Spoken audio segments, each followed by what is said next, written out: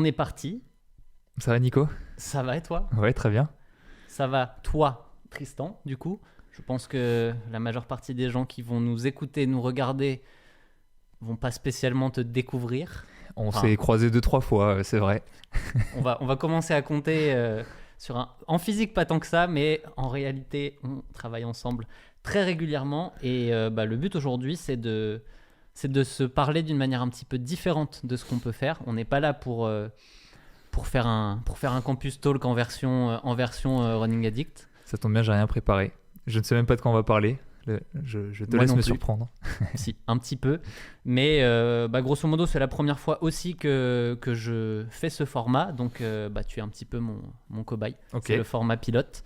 Le but, dans tous les cas, c'est de se dire que les gens vont nous écouter en courant, à part ceux qui nous regarderaient en vidéo, parce que c'est un petit peu bizarre. Mais c'est d'accompagner les gens dans leur sortie de course à pied. Et moi, le but que je me mets, c'est d'essayer de les inspirer et de les motiver à courir. Ok. Je pense que le brief il te convient parce que faut que je parte en speaker américain.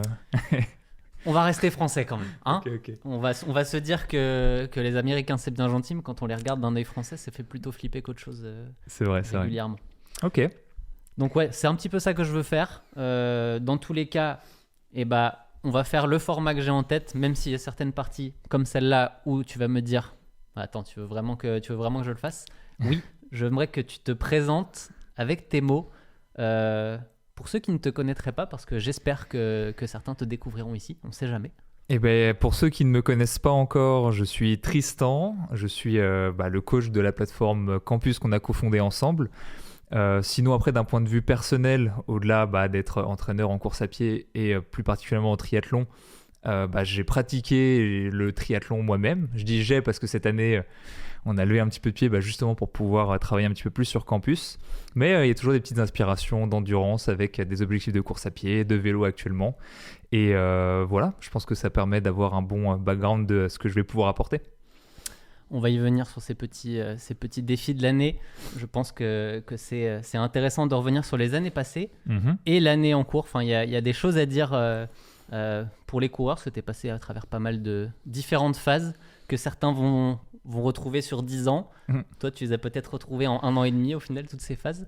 Donc voilà, j'en dis pas plus. Le but, c'est d'aller un petit peu dans les dessous d'Ironhuman, d'aller comprendre ce qui s'est passé aussi dans ces dernières années.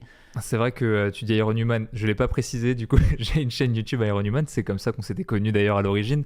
Tu avais ta chaîne Running Addict, ouais. Et comme tu étais dans le triathlon à l'époque, que tu te préparais pour entre autres les championnats du monde à Nice, on créait du contenu en parallèle, on voyait que l'un et l'autre on s'inspirait, on arrivait à trouver qu'on avait une vision de l'entraînement assez similaire, et du coup c'est ce qui avait fait les premiers échanges, ouais. Et ce qui fait que combien de temps plus tard, 5 ans plus tard presque, on est toujours ensemble. C'est marrant parce que tout à l'heure je déjeunais avec quelqu'un qui me disait est-ce que vous avez toujours la passion comme au premier jour ? Et je lui ai dit je pense que je n'ai aucun doute pour aucun des associés, surtout dans la période où on en est maintenant. Je pense que même elle est décuplée la passion de ce qu'on fait, parce que à 4 c'est bien. Quand on commence à être 27, 30 et qu'on voit que les gens qui travaillent avec nous sont inspirés aussi, en fait ça double l'effet qu'on peut avoir. Enfin, en tout cas, moi c'est comme ça que je le vis. Est-ce qu'il parlait de la passion pour campus ou de la passion pour le sport, pour l'endurance, ou même... Je pense que c'était pour campus. Les deux sont liés de toute façon. Mais le fait de travailler avec des gens qui sont pour la grande majorité des passionnés de course, ça fait qu'au quotidien ça se passe plutôt bien. Et on n'est pas là pour parler de campus, mais ça risque de dériver quand même 2-3 fois. Je pense que là il y a un biais naturel. Cet épisode de Endorphine n'est pas sponsorisé par campus, comme tous les autres épisodes. Tu vas pas me faire ton speech ? Je n'ai pas le speech sous les yeux. Mais je pense que vous aurez compris qu'il y aura suffisamment de petites bribes de campus au fur et à mesure pour que j'ai pas besoin de le rappeler en intro. Dans tous les cas, on est là pour parler course à pied en général. Et j'ai envie d'aller pour commencer sur un sujet qui est provoque presque. Entre guillemets, Provoque-moi. On en joue parfois, mais on n'est jamais retombé dessus sur l'aspect plaisir de courir. Ouais. Et le rapport qu'on peut avoir à ça tous les deux. Et les coureurs en général, parce qu'en fait, c'est une notion qui est complexe, je trouve, dans tous les cas. Et moi, j'aimerais déjà que tu me dises que toi, tu en penses. Moi, je pourrais redonner un petit peu mon avis, même si je le partage assez souvent, mais et qu'on échange dessus, en fait, qu'on prenne le temps. On n'est pas pressé, on peut y passer le temps qu'on veut. Il y a pas de, on a 10 sujets et si on va pas au bout des 10, ah bah merde, le Campus Talk est terminé aujourd'hui. D'un point de vue plaisir, c'est vrai qu'on a une grosse divergence vis-à-vis de ce sujet, sur les sports d'endurance en tout cas, parce que, alors je vais résumer en une phrase ton point de vue que tu pourras élaborer juste après, mais tu mets beaucoup plus d'emphase sur l'aspect hédoniste de la pratique, trouver du plaisir immédiat, et si c'est un spectre, moi je mets plus l'accent sur le fait de trouver une gratification un peu retardée vis-à-vis de l'activité, pas forcément trouver du plaisir dans l'immédiat, mais trouver énormément de plaisir, et peut-être, moi ce que je trouve être un plaisir x 10, x 100, quand tu vois que tu t'es préparé pendant plusieurs semaines, plusieurs mois, parfois plusieurs années quand c'est des projets qui sont vraiment très longs, et ça paye sur un jour J. Et tous les moments où tu allais t'entraîner, tu n'avais pas envie, les moments où après le boulot c'était dur, où il pleuvait ou quoi que ce soit, tu dis bah oui, c'était pour ça en fait. Là c'est bon, je l'ai. En fait, du coup, je suis pas en opposition parce que ce plaisir-là, je pense que je l'ai, on l'a tous. Et en fait, c'est celui qui est le plus puissant. Je commence à m'en éloigner un petit peu parce que ma dernière course c'était début décembre, on est fin février, donc ça fait quasiment 3 mois. Mais ce feeling-là, il reste pendant 1-2 mois. Et même là, il n'est pas encore totalement disparu, en fait. C'est presque même le piège parce que tu es dans cette zone de « Ah, c'était quand même bien, j'ai bien travaillé ». Bon, au bout d'un moment, il faut aussi se mettre un petit coup de pied au cul et y retourner. Parce que sinon, on reste dans le « Ah, c'est cool quand même ». Ah, il y a 20 ans, j'ai fait une prépa, elle était belle. Hein. Alors là… Non, mais c'est vrai que moi, je trouve sur ce marathon de Valence, j'ai mis longtemps à réussir à me remettre dedans. Tu es bien placé pour le savoir. Évidemment, il y a des facteurs externes qui jouent aussi, mais je trouve que ça a été intense dans le sens où je ne m'attendais pas au résultat. En tout cas, le jour J, pendant, je ne m'attendais pas au résultat. Donc, l'effet a été vraiment très, très cool pendant longtemps, mais il y a aussi eu l'effet « Ouais, je me suis vraiment fait mal ce jour-là. » Bon, c'était bien en fait. Est-ce que j'ai vraiment envie de retourner, aller refaire ça, me refaire mal et là, du coup, on peut retourner sur cet aspect plaisir pendant, parce que quand tu m'écoutes, tu pourrais dire du coup… La prépa en soi, elle est dure et il n'y a pas de plaisir. Après, c'est pour grossir les traits. C'est vrai que quand j'ai commencé l'endurance assez tard. J'ai commencé à 20 ans, 21 ans. Toi, je sais que tu as commencé un peu plus tôt. Donc aussi, on n'a pas la même durée de carrière sportive, on pourrait dire. Quand toi, ça fait 20 ans que tu cours, moi, ça fait que 7-8 ans. Donc forcément… C'est une évolution quand tu viens de commencer. Moi, je sais que le discours que j'ai pu avoir il y a quelques années, ça parle beaucoup à des coureurs qui viennent de commencer et qui se mettent à l'endurance, spécifiquement à l'endurance, parce que c'est dur. Et l'aspect difficile, moi, je viens des arts martiaux, je viens de la musculation, et je trouve que ce sport, par essence, est difficile. Quand tu es en train de courir 40 minutes, même si tu es en footing, tu cours 40 minutes. Tu n'as pas de moment de pause, tu n'as pas de moment…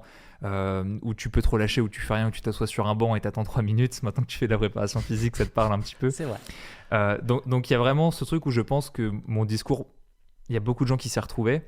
Et c'est vrai que quand tu commences à accumuler des années, si tu restes aussi longtemps, c'est aussi quelque part que tu y trouves quelque chose de personnel. Et dans la pratique, tu commences à réduire les échelles. Par exemple, moi je sais que après la plus grosse compétition que j'ai eue en 2022, j'ai continué à courir juste des 30 minutes. Et je pense que c'est le moment de ma vie où j'ai pris le plus de plaisir à courir. Parce que quand tu cours des semaines à… j'ai pas eu un gros volume en course à pied parce qu'il y a le vélo et la natation à côté, mais ne serait-ce que 80-90 km, où tu fais des sorties longues de plus de 2 heures. Quand juste tu sors pour 30 minutes, ah quel bonheur. Tu te dis mais… J'ai à peine commencé, c'est bon, le job est fait. C'est marrant parce que je le dis pas du tout, mais pas du tout comme ça. Ah ouais, ok. Moi, là, en fait, les sorties courtes après une prépa, c'est une tannée. En fait, tout est long. Je fais 30 minutes, c'est long. Je reprends les sorties longues d'1 heure, je suis en mode mais c'est la fin du monde. Okay. Alors qu'un mois et demi, un mois avant, je faisais 2 heures, 2 heures et demie. En fait, moi, le moment où je suis vraiment bien, c'est celui où je vais m'entraîner le plus. Je suis dans cet état de je suis en forme, ça déroule en fait. Alors que dès que la forme, on la redescend après, surtout après une course longue comme un Ironman, un marathon, il y a tellement de récup qu'en fait, quand tu reviens, il n'y a plus de forme. Enfin, plus de forme. Il y en a encore un petit peu, mais c'est plus du tout les mêmes sensations. Et moi, ça, Là, le plaisir, il y est plus, et c'est là où c'est dur de se remettre dedans. Là, je commence seulement fin février à me dire, les séances commencent à nouveau à être quelque chose qui me parle parce que mon corps s'est remis dedans. Et en fait, il faut presque que je m'arrête jamais si je veux pas avoir ça. Moi. Parce que tu regardes le chrono peut-être dans ces moments-là. Je sais pas. Peut-être qu'il y a un biais de ce côté-là. Hein, mais c'est vraiment le feeling de tout est dur, tout est long. Je suis nul. C'est la même chose que dans moi les semaines de récup. En particulier quand je faisais du tri en vélo, les séances de récup. Les séances de semaine de récup où tu faisais genre je sais pas 10 fois 1 minute de seuil, elles me semblaient dures alors que c'est des séances ridicules par rapport à ce que tu fais en grosse semaine. Je sais pas si mon cerveau est totalement fucked up pour ça ou alors parce qu'il y a juste différents modèles et qu'on est tous différents. Mais ouais, je le vis inversement de ce côté. Ok, je profite quand les semaines sont faciles, mais comme tu le dis, oui. Quand tu sens que t'es fort, quand tu sens quelque part que ça va bien se passer, ou tout du moins que t'arrives dans un niveau de condition physique que t'as jamais atteint, c'est vrai que c'est quand même grisant. En général, t'arrives sur des séances assez dures, t'as pas envie de faire plus et t'as pas envie de te dire je suis fort, je vais aller faire 10 fois 1000 du femelle. Non, tu te contentes de ce que t'as, mais je peux comprendre. Et là, récemment, comme on est sur le sujet du plaisir, ça m'y fait penser, j'ai provoqué une nouvelle recherche de plaisir qui est de faire les choses en groupe. Je vais pas te dire que je t'ai proposé un objectif sportif qui se faisait ensemble, mais c'était dans cette démarche-là de se dire, j'en dis pas plus, mais peut-être, voilà. Mais c'est de se dire, quand tu fais les choses en groupe, en fait, le fait de le faire ensemble prend le pas aussi sur le fait, sur la performance personnelle. Là, peut-être que je balaye un peu tout parce que l'aspect chrono, l'aspect se dépasser, l'aspect réussir voir que ces actions ont un impact. Je me suis entraîné dur, j'ai fait ce qu'il fallait. Je courais le marathon en 4 heures. Grâce à mes actions, je le cours en 3h30. Ça, c'est quelque chose qui est hyper cool. Quand tu l'as vécu 5 ans, 6 ans, 8 ans, au bout d'un moment, peut-être que tu veux varier pour y retourner dans 10 ans, dans 15 ans, parce que tout n'est qu'un cycle. Et là, en ce moment, l'aspect le faire avec des gens, je trouve ça hyper cool. On avait parlé de potentiellement, tu vois, moi me préparer pour un 10 km, toi me pacer, ça aurait été bien. Le projet dont on parlera pas dans ce podcast, où on aurait fait ensemble, évidemment, on aurait voulu faire bien parce que ça aurait été ensemble. Donc, il y a le fait j'ai pas le mot en français, de voir quelque chose à l'autre. Donc, tu vas à l'entraînement en disant c'est aussi pour respecter le travail de l'autre que je vais faire les choses bien. Et le jour J, tu te tires vers le haut. Il y a une émulation collective qui est hyper cool. Mais voilà, ça te donne une alternative au chrono je vis quelque chose en groupe. Et ça aussi, c'est une belle source de plaisir. Ouais, je suis assez d'accord. Cet hiver, il y a des moments où je me suis dit, bon, je ferais bien les petites séances avec un groupe. Et c'est juste que c'est pas compatible avec mon mode de vie en ce moment. Parce qu'il faut y aller à 18h30 le mardi et le jeudi, ce qui parle à énormément de coureurs qui font ça.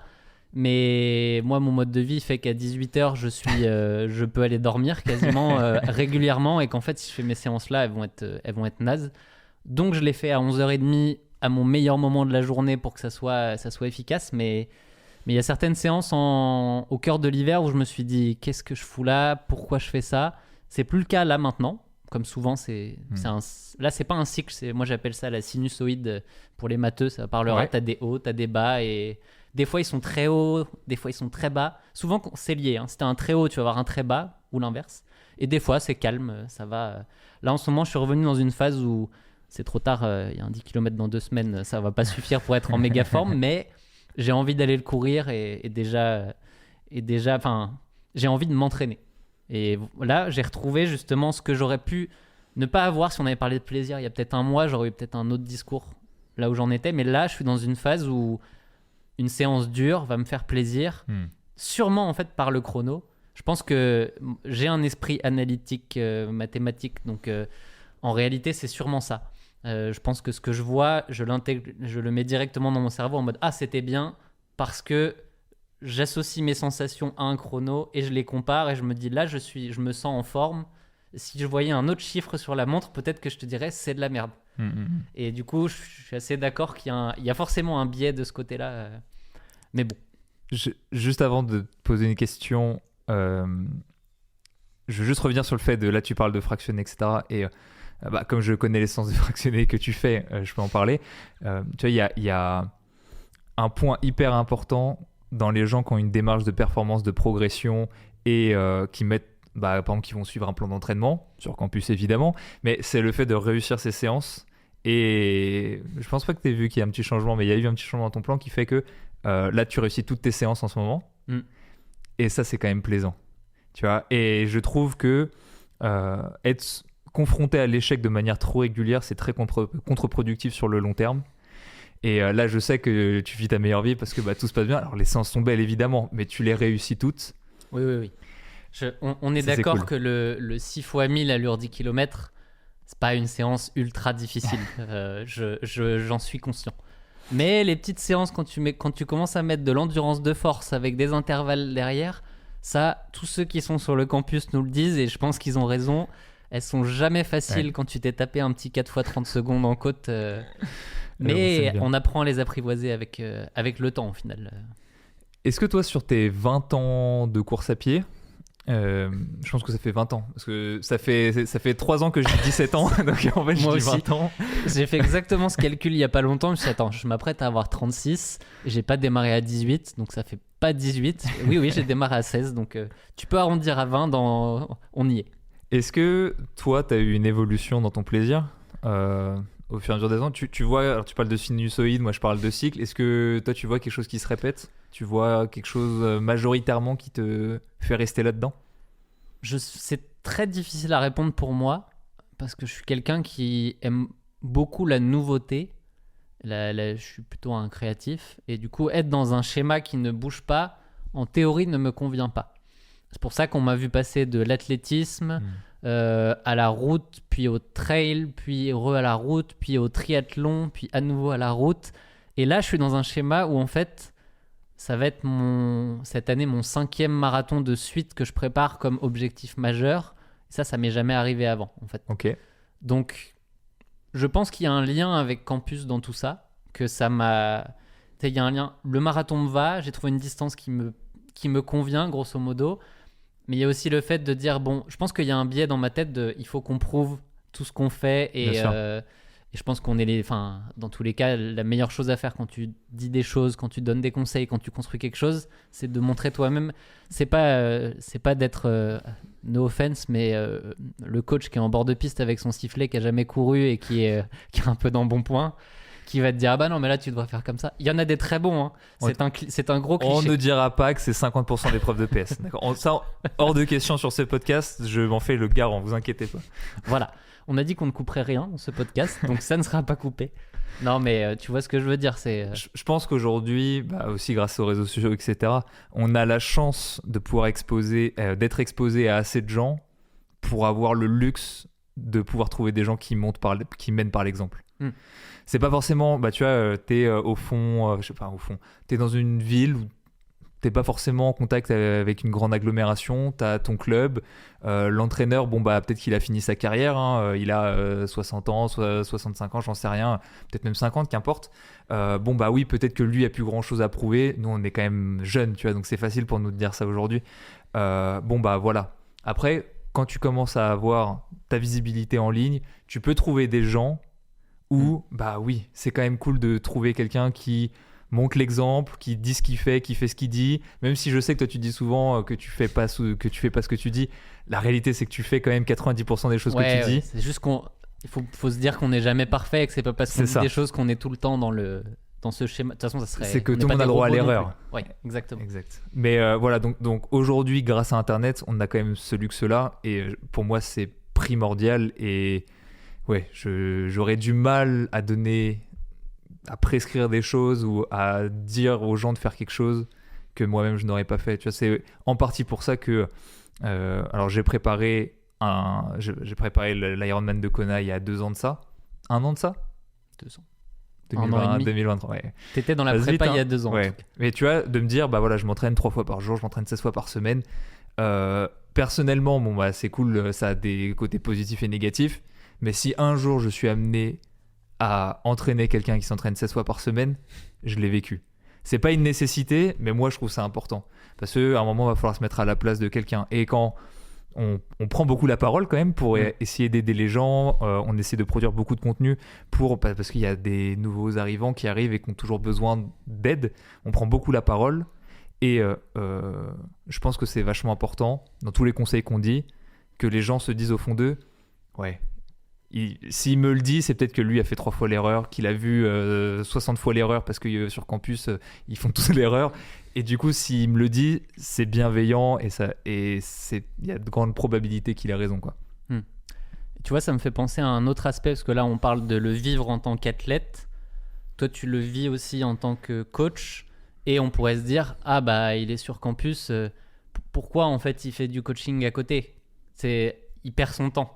Je sais que c'est pas une perte de temps, mais en gros, qu'est-ce qui fait... je connais la réponse que tu as déjà donné une bribe, mais explique pour toi pourquoi continuer de faire du coaching, c'est important et ça participe à tout ce qu'on fait aussi sur campus au final. Bah, il y a différentes choses.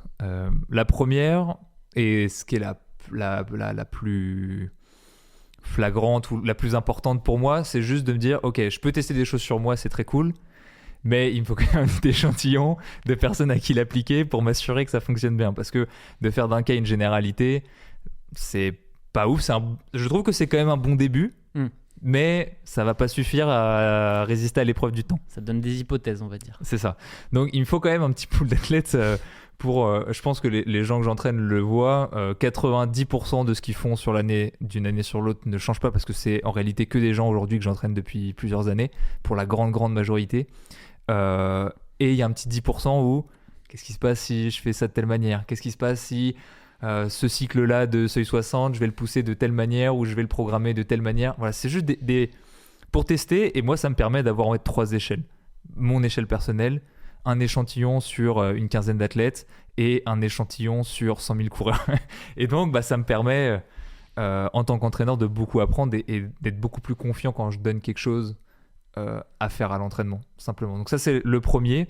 Et le deuxième, c'est juste que, évidemment, quand on est sur, par exemple, le salon du marathon de Paris, parce que c'est le prochain qui arrive, alors non, le salon, c'est un mauvais exemple parce que c'est avant. Donc je sais juste que la prépa s'est bien passée, mais je sais pas que les gens ont réussi. C'est le meilleur moment, parce qu'en fait, là, les gens sont « Ah, c'était trop bien !» C'est ça. Là, bon, on va espérer que ça marche pour tout le monde. Vous êtes tous contents pour l'instant. Vite, rentrez à l'hôtel, là, mettez les jambes en l'air, marchez pas dans ce salon là. C'est ça. Bon, après une course, quand t'as les feedbacks des gens qui sont trop contents, tu passes les stories de campus où t'as 100 stories de mecs qui ont réussi leur course. Comme tu ne les as... Alors, tu sais que c'est toi quelque part c'est un peu toi qui leur a permis d'accéder à ça, mais t'as pas été au contact d'eux, donc il en faut beaucoup pour apporter du bonheur. Le coaching one-to-one, l'avantage, c'est que t'es tellement connecté à l'athlète et tu lui parles chaque semaine, t'essaies d'adapter et t'as un vrai lien qui se crée, que quelque part, en fait, sa réussite, c'est ta réussite. Et donc, t'as pas besoin d'avoir 100 réussites pour être vachement heureux en tant que coach, t'en as besoin d'une seule. Et donc, la réussite de chaque athlète, ça t'apporte quelque chose.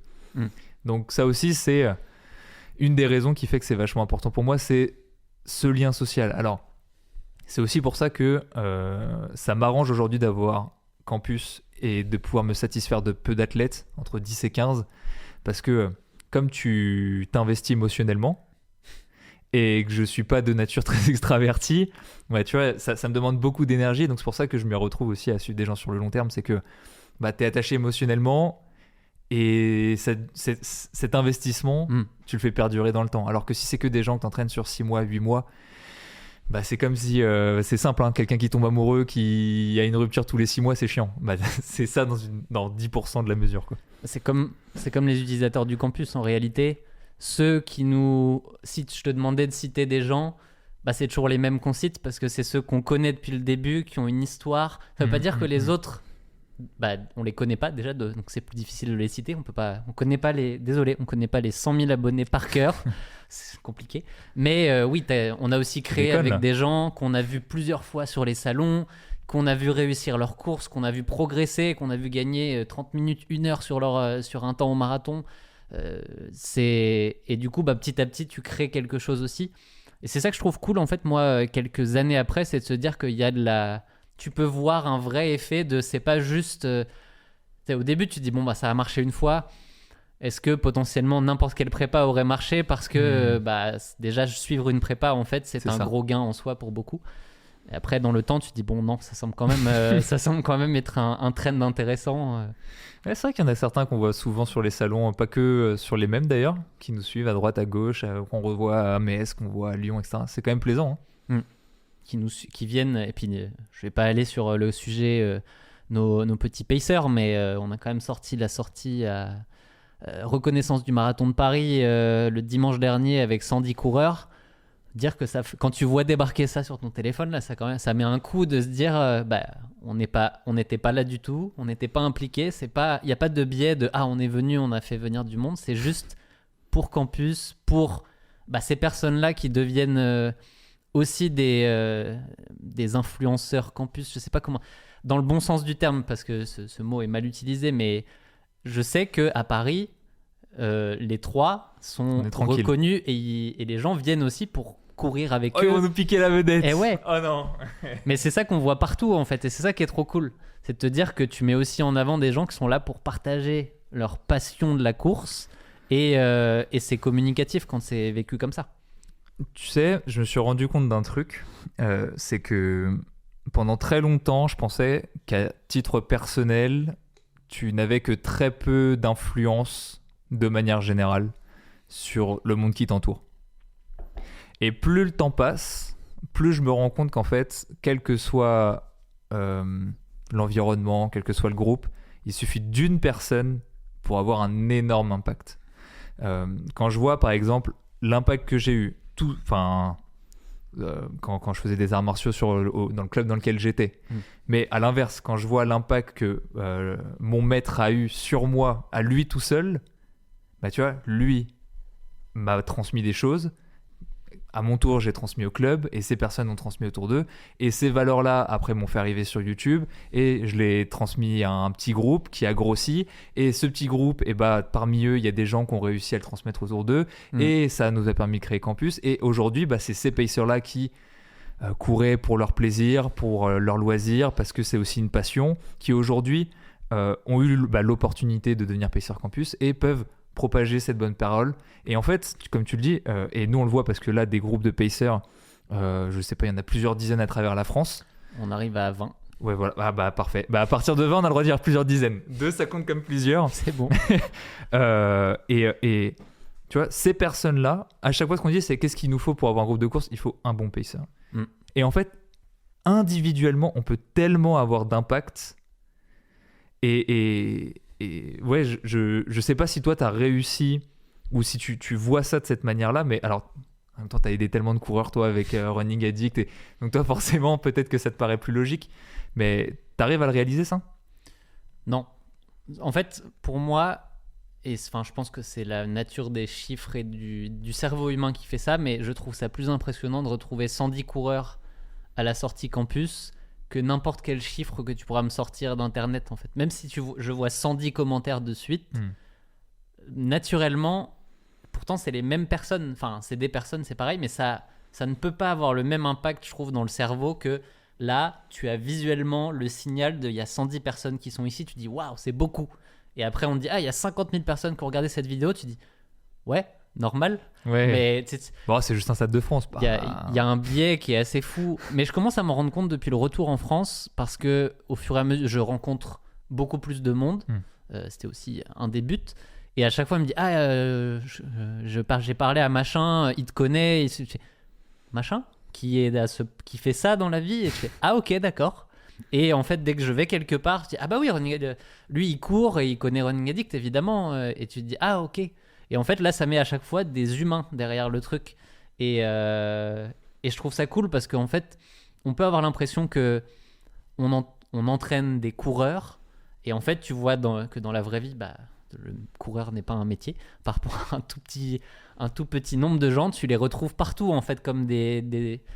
Et en fait, ce que je trouve cool là-dedans, c'est qu'en fait, on a la capacité via ce mécanisme, comme tu viens de l'expliquer, de dire si on arrive à convaincre cette petite personne-là qui devient fan de course à pied, il va le propager dans tout son environnement. Et là, si on parle d'un bureau, tu te dis ah ouais, lui finalement il faisait le semi de Paris, il m'a incité à le faire aussi, j'y vais. Et finalement, la personne en s'y mettant se dit c'est pas si mal la course à pied. Et en fait, c'est comme on dit souvent, je suis très très mauvais dans ce genre de truc, mais t'es à 3 personnes de connaître je sais, la moitié de la Terre, là, ou je sais pas quoi. C'est très très mauvais ce que je dis, mais en fait, tu peux propager un truc de la même manière, en fait. Juste si t'arrives à chaque fois que tu croises un groupe, t'as une personne que tu convaincs de se mettre à courir, bah dans pas longtemps, toute la Terre court, en fait. Exactement, ouais. Ça, c'est ma question favorite sur les salons, c'est quand les gens disent « Ah, bah j'ai commencé la course à pied, truc. » Je leur dis « Mais est-ce qu'il y a des gens autour de toi, genre qui ont commencé à courir parce que tu courais ?» 90% du temps, la réponse, elle est oui. Et là, tu fais « Bah c'est bon. Félicitations, tu fais partie du club. » Et c'est... Tu lui donnes un badge quand ouais. Après, c'est peut-être qu'on a une vision tronquée, mais je pense pas que les gens qui écoutent ce podcast tireront contre nous. Mais il y a un postulat de base quand même qui est pratiquer une activité physique de manière régulière et au minimum vitale. Voilà, j'ai même pas envie de dire bon pour la santé, j'ai juste envie de dire vital. Et au maximum permet aux gens qui le font de devenir de meilleures personnes.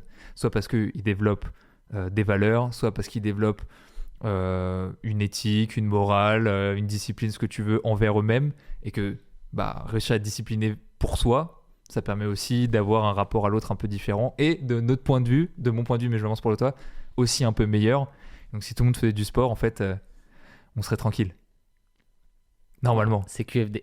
On peut s'arrêter là, c'est bon. C'est ça le message. Mais on a encore du travail pour propager ça. Je repense à ce que je publiais aujourd'hui sur le tu fais trop de sport. Moi, j'en ai pas vraiment dans mon entourage. Je pense que de toute façon, personne n'oserait me le dire aujourd'hui. J'ai trop d'implications là-dedans. Mais je pense que ce genre de message, il est de moins en moins vrai, en fait. J'ai envie de dire que les sportifs sont de moins en moins marginalisés. Et que tonton, je donnerai pas de prénom parce qu'après on se fait. Oh, il allait dire Robert. Oh non.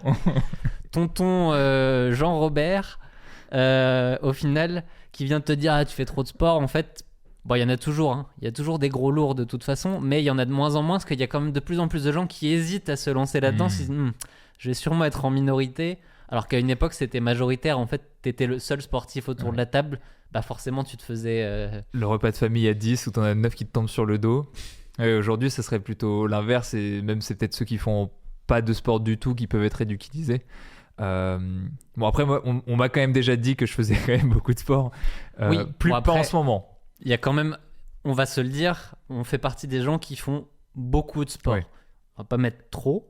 Mais beaucoup, c'est entendable sans trop de... Pour tous ceux qui nous écoutent, qui se demandent s'ils font trop de sport, je donne ma règle. Si jamais vous êtes capable, au cours d'une période de temps assez longue, moyen-long terme, de changer des priorités et de diminuer votre volume, vous avez de grandes chances que ça aille. C'est-à-dire que s'investir beaucoup pour un projet qui est prioritaire dans votre vie, c'est normal. S'investir beaucoup pour n'importe quoi et des choses qui ne sont pas forcément prioritaires et pour lesquelles vous auriez dû prioriser d'autres choses, c'est là où ça commence à coincer peut-être un petit peu.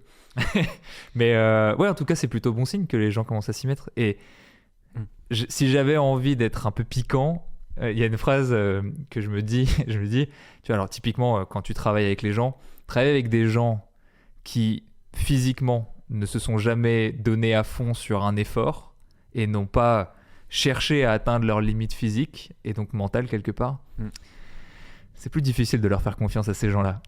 Tu pourrais tourner le truc en disant t'as jamais atteint FC Max bizarre. Tu vois, tu me fais penser à... Je pense que c'est Théo Lyon qui disait ça dans un de ses podcasts, dans sa découverte de la course à pied. Vous ne connaissez sûrement pas parce que c'est dans la sphère entrepreneuriale, peut-être certains, mais il disait, ce que j'aime dans la course à pied, c'est que il n'y a rien qui t'oblige à continuer de courir quand c'est dur, c'est juste toi avec toi, et si tu ralentis, c'est toi qui choisis de ralentir, si tu tiens... C'est ça. Et ça, c'est cette... En fait, quand il a dit ça, je me suis dit, oui, c'est vrai que ce côté-là de la course, tu le retrouves pas vraiment ailleurs. C'est comme si tu te fouettais toi-même et tu dis, non, tu ne ralentiras pas. Et en fait, ce combat dans la tête, qui peut durer très longtemps quand on est sur des longues distances, je suis bien placé pour le savoir avec ce fameux marathon de Valence, en fait, tu te l'auto-imposes, mais une fois que tu réussis, et ça veut pas dire qu'on y arrive au tout début. Moi, enfin, encore une fois, ça fait 20 ans que je cours. Il y a toute une notion d'expérience qui fait que tu arrives à ne pas prendre les mauvais chemins au moment où il ne faut pas les prendre. Qu'est-ce que je voulais dire avec ça ?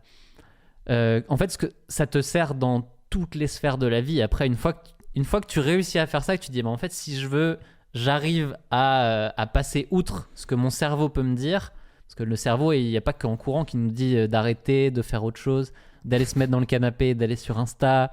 Bref, ça ne veut pas dire qu'on le fait pas. Les algorithmes sont trop puissants, ils sont plus puissants que nous. Nous ne sommes que des hommes. Exactement. Mais au moment d'aller courir, ça n'arrivera pas qu'on se dise « Oh non, je n'y vais pas ». Parce que ça, ce côté discipline, je pense qu'il vient des courses qui nourrissent l'entraînement, enfin bref, pour moi c'est un ping-pong et c'est pour ça que je dis souvent qu'il n'y a rien qui peut acheter l'expérience dans tous les cas et que même si je ne sais pas si je progresse toujours concrètement, physiquement, mais j'arrive à monter d'autres curseurs qui dans tous les cas font que la performance au global elle augmente. Et là je vais encore sur autre chose, mais c'est ça que je trouve passionnant dans la course, c'est qu'en fait, ou dans le sport en général, des curseurs en fait il y en a 50. Et quand tu penses dire j'ai joué avec tous ces curseurs là, pouf, en fait il y en a plein d'autres à côté que tu peux aller commencer. Et même moi je suis en réalité très loin d'avoir optimisé ce que je peux faire. Après dans la vie il y a d'autres priorités. Tu sais, il y a des rabat-joie de l'entraînement qui se veulent un peu scientifiques et qui vont t'expliquer « Ah ouais, mais de toute façon, tu sais, en 12 semaines, t'as maximisé VO2 max, et puis tel truc, c'est maximisé en 4 jours, et puis machin. » Peut-être tu les écouterais, tu cours 20 semaines, t'es déjà à ton potentiel maximum. Pas de chance qu'on prouve qu'au bout de 20 ans d'expérience, oh tiens, il y a tel truc, si je l'active et que je garde tout le reste que j'ai accumulé depuis 20 ans au même niveau d'exigence, tiens, mon VO2 max il est pas censé supposer bouger et pourtant je continue à progresser, que ça soit sur des distances 1500 mètres ou 5000 ou marathon et oui, heureusement que le réel nous rappelle que quel que soit le niveau d'investissement il y a toujours des trucs à faire. Tu vois, que quand t'entends parler n'importe quel sportif de haut niveau, tu vois que si tu creuses un petit peu, il est capable de te citer 10 leviers qu'il n'a pas encore activés et qu'il est pressé d'activer, mais il prend son temps, il va les activer les uns après les autres pour pas se cramer non plus et pas faire les choses trop rapides, trop vite. Ça me fait penser à, je pense, ma série de reportages préférée d'entre tous, c'est les intérieurs sport, où pas tous, mais quand même, ils sont quand même très très bons pour aller chercher les sportifs. Bon, ils les suivent très longtemps en général aussi. Ouais. Le secret, c'est de passer quand même beaucoup de temps avec eux pour en tirer un truc. Mais le dernier que j'ai regardé, c'était sur Céline Dumer, la basketteuse, qui a joué jusqu'à 40 ans. Et qui, en fait, tu te dis, putain, mais même à 40, ça fait 20 ans qu'elle joue. Et tu vois que c'est poussé. Les meilleurs champions, c'est ceux qui ont poussé à l'extrême le fait de dire... Non mais ok, ça, c'est les 9 trucs qui sont là, tu me dis c'est bien, mais il y a celui-là où je peux faire mieux. Et en fait, ne jamais regarder. En fait, c'est presque. Des fois, on pourrait dire, mais il faut fêter les trucs. Oui, il faut fêter, mais en fait, ce qui m'intéresse, moi, c'est ce truc que j'ai vu, que je sais que je peux aller améliorer.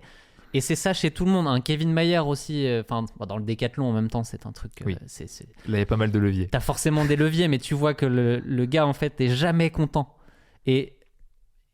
C'est souvent mal vu en fait d'être jamais content, mais moi je trouve que faut pas non plus tomber dans le piège, et en tant qu'amateur, c'est pas surtout forcément pas. ce qu'on dit qu'il faut faire, mais j'aime le côté des champions de dire non, je veux aller améliorer ça, allez on y retourne, j'y vais. Et en fait, voilà, je pourrais en parler pendant des heures parce que je trouve ça passionnant. Ouais, et quelque part, ça boucle sur le plaisir qu'on disait au début, c'est que tu sais que le plaisir d'avoir poussé le processus, d'aller chercher un nouveau truc et de voir que ça fonctionne encore. Ça, c'est quand même plaisant. Parce que en course à pied, tu peux soit justement continuer à t'investir aussi progressivement de plus en plus ou d'être de plus en plus exigeant sur des domaines divers de ta vie, soit tu peux aussi accepter d'aller faire autre chose.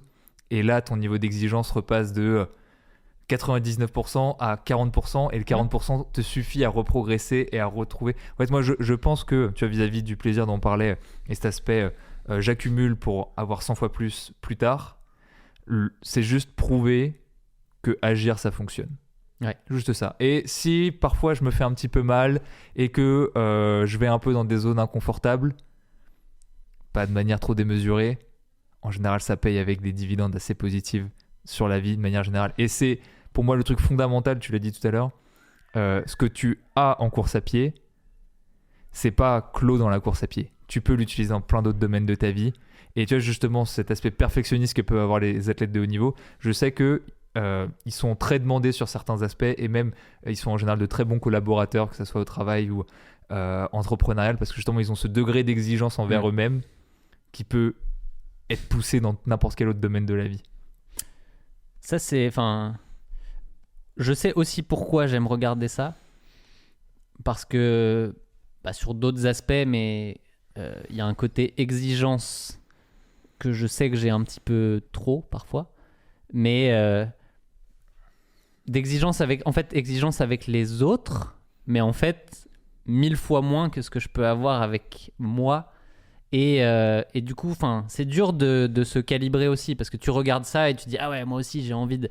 non, attends, calme-toi, t'iras jamais aux Jeux Olympiques, donc toi ton rôle c'est pas d'être à ce niveau-là. Et en fait je pense que le plus dur, pour moi après 20 ans de course, c'est de se dire je sais que je peux améliorer des trucs, mais lesquels valent le coup versus mon objectif qui n'est pas juste de devenir un coureur qui fait 2h30 et qui pourra juste dire très bien, j'ai fait ça et ça apportera pas grand chose de plus.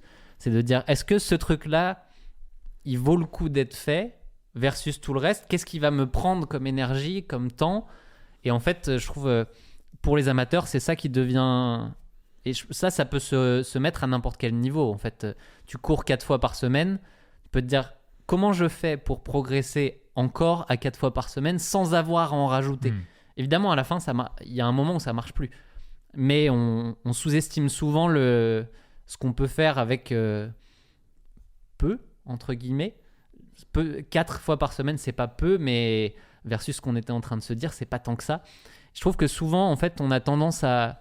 Et c'est ce qu'on fait pas sur campus, et je suis très content qu'on n'aille pas dans ce genre de travers, entre guillemets. C'est qu'on pourrait dire ah oui, il faut en faire plus, il faut faire machin, parce que ça va marcher. Oui, ça va marcher, mais nous on est là pour parler à des coureurs amateurs qui ont bien d'autres choses à faire dans leur vie, et heureusement. Et du coup, je trouve que notre job, c'est de réussir à en fait avoir le meilleur rapport qualité-prix, mais c'est pas ça, le meilleur rapport rentabilité de l'entraînement versus le temps passé en fait. Et si on est capable de faire progresser des gens beaucoup avec du 4 fois par semaine, on devrait être très content, et on l'est. Mais la tendance aujourd'hui, c'est peut-être de dire ah mais non, mais du coup je devrais faire 5, 6, 7, 8. C'est ce que je peux faire, parce que moi j'ai atteint... Moi ça marcherait plus à 4, je le sais. Ouais, désolé de te décevoir Nico, ça va coincer un peu avec 4 séances. Mais je trouve que je trouve qu'on peut faire beaucoup. En tout cas, avec ce qu'on a comme méthode aujourd'hui. À l'époque, quand je m'entraînais, c'est sûr que mon 4 fois était forcément moins optimisé que ce qu'on peut proposer sur campus aujourd'hui. C'est vrai que moi, ça me fait toujours rire parce que c'est des logiques aussi très instinctives. Quelqu'un qui prépare un marathon, il va se dire quoi ? Faut que je cours à allure marathon le plus longtemps possible et le plus souvent possible. Et si je peux faire que ça, d'ailleurs, ça serait peut-être pas mal. Et c'est là où l'aspect spécifique des préparations a sa limite. Trouver aussi le juste milieu. C'est bien, mais en fait faire ça, c'est s'entraîner comme en 1900. Le record du marathon en 1900 c'était pas 2 heures, c'était pas 2 heures et des brouettes, c'était pas terrible. Je sais même pas pourquoi je te dis ça par rapport à ce que tu disais. Oui, l'optimisation de l'entraînement, oui, donc on a beaucoup amélioré les méthodes d'entraînement depuis. Ce que tu dis, je pense, pour un amateur, c'est la différence principale avec un athlète de haut niveau. C'est soit tu fais juste, soit la course à pied est une fin en soi. Très souvent, d'ailleurs, le chrono va même pas t'intéresser tant que ça, dans le sens où c'est plus le plaisir de courir, etc., qui va t'intéresser, et le plaisir de partager des moments ou ces choses-là. Mais pour beaucoup d'autres, c'est la course à pied sert d'outil pour le reste de ta vie. Et donc, en fait, c'est quel est l'investissement minimal qui va pouvoir, par exemple, me rendre fier de ma préparation, va pouvoir me prouver des choses. Quel est cet investissement minimal qui va pouvoir me servir sur le reste de ma vie par rapport à tout ce qu'on a dit précédemment? Qu'est-ce qui va pouvoir m'apporter assez de preuves? Et en effet, pour certains, 3 séances, 4 séances, en plus d'apporter le strict minimum vital pour être en bonne santé d'un point de vue cardiovasculaire, va pouvoir être suffisant pour apporter suffisamment de preuves pour le reste. Ça fait le lien. J'ai plein de trucs en tête parce qu'en fait, je pense que sur 40 minutes, on est passé sur plein de choses, et en même temps, pas sur la trame que j'avais. Oui. Je m'en doutais un petit peu. Question 2. Je me doutais qu'avec nous deux, ça allait donner. Mais c'est très bien parce qu'en fait, le but, c'est aussi que ça soit une discussion et je voulais avoir plein de choses sous les yeux au cas Dans où. le doute. Parce Oui, que tu veux c'est pas te rassurant. retrouver en mode. mais en fait, c'est hyper intéressant comme ça. Et en fait, là où je voulais revenir, c'est sur le why, en fait, le pourquoi de l'entraînement. Et en fait, moi, la question qui m'intéresse fondamentalement en ce moment, c'est pourquoi les gens courent, pourquoi les gens se mettent à courir. Et en fait, comment on fait pour trouver cette raison profonde en fait qui peut faire que tout le monde, et je parle de courir mais n'importe quel sport en réalité me va très bien, en attendant qu'on lance Campus sur d'autres sports, ce qui n'est pas prévu, hein. Ne vous méprenez pas s'il vous plaît. C'est pas prévu, c'est bizarre, moi j'ai eu un mémo comme quoi dans non. Extrêmement pas bientôt. Ok, bah commençons par faire une liste de toutes les mauvaises raisons pour lesquelles les gens commencent à courir. Ce qui est une très bonne manière. Allez, commence, vas-y le premier. Perdre du poids. Non, mais en vrai, je trouve pas qu'il y ait de mauvaises raisons Oui, c'est pour ça que c'est de marrant. commencer à courir. Il y a juste des mauvaises attentes, peut-être avec ce qu'on va en tirer. Et souvent, en fait, c'est même pas des mauvaises attentes, c'est la temporalité qui est pas bonne parce qu'on peut obtenir, je pense, énormément de choses avec la course à pied, mais pas dans le timing qu'on imagine, que beaucoup imaginent au début, en tout cas. Mais oui. Revenons à toi. Ah, pourquoi est-ce que moi je cours ? Pourquoi tu as commencé déjà moi j'aime bien parler des autres. Pourquoi tu as commencé à courir en fait ? Qu'est-ce qui a vu qu'en fait tu dis que c'est pas forcément un plaisir, c'est quoi qui a motivé ? On pourrait même aller plus loin en fait. À la base ton sport, tu l'as dit, c'est les arts martiaux. T'en as parlé, t'as fait une vidéo dessus. Je pense que là pour le coup, même si les gens te connaissent, il y en a une partie qui l'auront vu, mais elle commence à dater un petit peu aussi, je pense. Je me la suis rematé il n'y a pas si longtemps que ça parce que forcément il y a un petit peu d'émotion. Ouais. Faut que les gens aillent chercher. Ouais. Et du coup, pourquoi les arts martiaux ? Pourquoi arriver à la course à pied ? Enfin, c'est quoi le cheminement de tout ça ? Qu'est-ce qui a amené Tristan à être là aujourd'hui ? Je vais être très très honnête. Moi, ce qui m'a poussé à commencer les sports d'endurance, c'est je veux faire un Ironman. Donc, me rappeler exactement pourquoi, je pense que je pourrais me rappeler de différents trucs déjà parce que je trouvais ça très stylé. Faut être honnête, hein.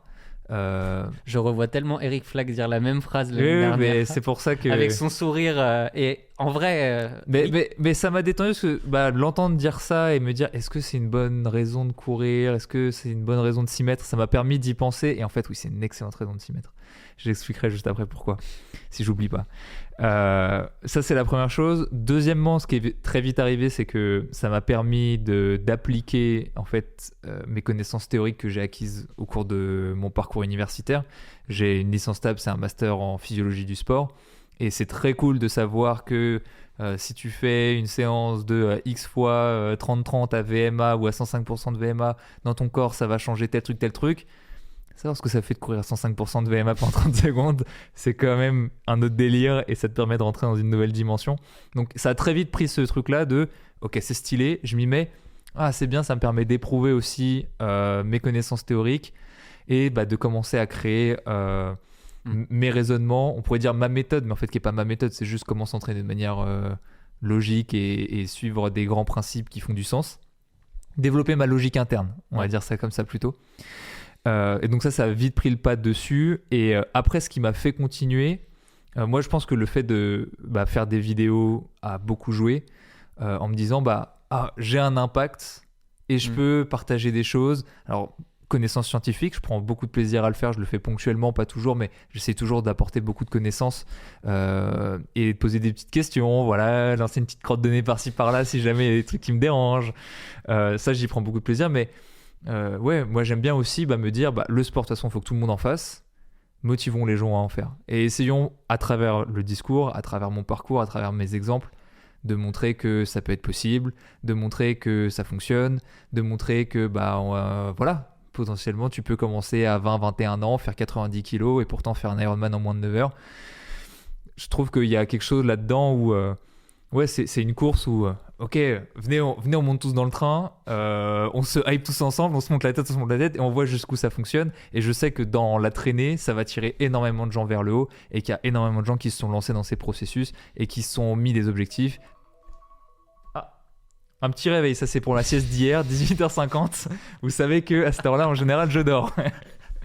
Ouais, donc il y a des gens qui montent dans le wagon et ça les tire vers le haut, et il y a des gens aujourd'hui qui sont bien meilleurs, enfin même pas des gens, il y a énormément de personnes qui sont bien meilleures que moi et qui à un moment donné, peut-être sur une séance difficile, même si c'est sur une séance où bah voilà, ça leur a permis de se relancer sur 2-3 séances, c'est bon, tu vois, j'ai joué à 0,0001% dans leur préparation, mais il y a un moment, je lui ai apporté un petit truc et c'est toujours ça. Il y a des gens à qui j'apporte beaucoup plus. Je pense que ça, pour moi, ça a beaucoup joué.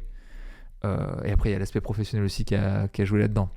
S'il n'y avait pas eu Campus, s'il n'y avait pas eu les coachings, s'il n'y avait pas eu cette volonté, je pense que je ne me serais pas entraîné 28 heures dans une semaine, quoi.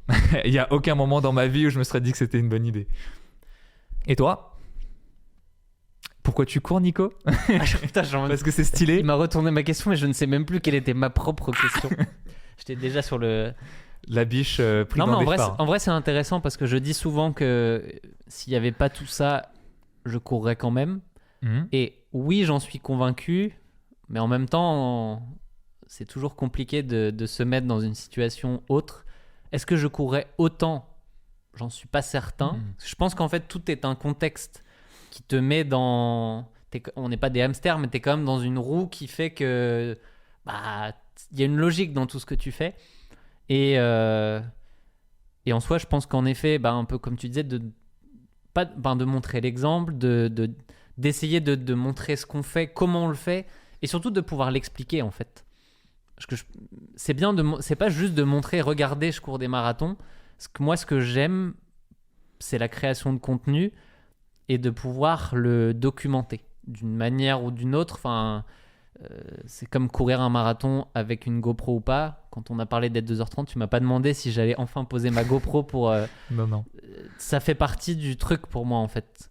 Je trouve ça et je le documente à ma manière. C'est pour ça que ces podcasts, en fait, Endorphine, j'en ai fait 8. J'ai toujours ce syndrome de l'imposteur x 1000 parce que je suis en web. Bon, là, c'est peut-être le truc de trop de parler pendant 1 heure tout seul face à ton micro, de course. Et en fait, les messages que j'ai, c'est « Ah bah non, ça accompagne nos sorties, et puis ça fait réfléchir. » Bon bah ok, en fait, si c'est ça le retour, ça me va. Parce que mon but, j'ai envie de dire, c'est de faire réfléchir les gens et de les faire progresser dans leur tête, physiquement avec Campus, mais de les faire progresser dans leur tête beaucoup plus vite que moi, j'ai pu progresser. Si ça m'a pris 20 ans à en arriver là dans ma réflexion, mon but, c'est que les gens, ça leur prenne...